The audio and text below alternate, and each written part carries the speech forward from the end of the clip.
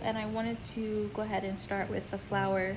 The flower is the most intimidating portion of this panel because it's so large, and you see in the bottom half of this panel I have to resolve a mistake that I made where the frame overlaps the flower petals. So I went ahead and did that first, and then I started to work on the top of the arrow, and I had to establish the triangle shape of the arrow, and I'm just creating some texture.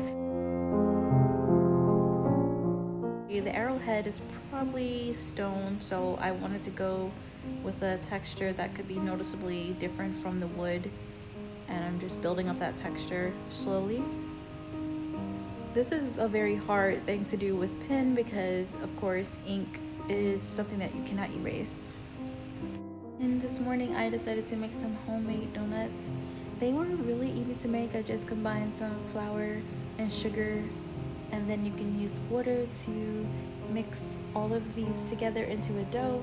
The dough is very light, but I found that it was very difficult to manipulate, so I made sure to just use a spoon to scoop it.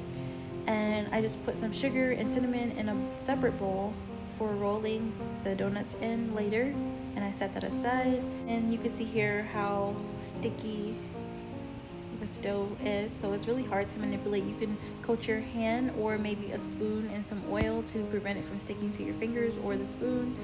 So I just got a clean spoon, dipped it in some oil, and I proceeded to scoop that out and drop it into some oil to make little round donuts.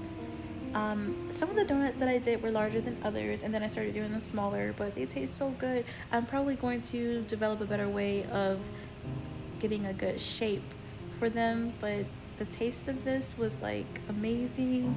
It's almost like funnel cake a little bit. That's what it reminded me of.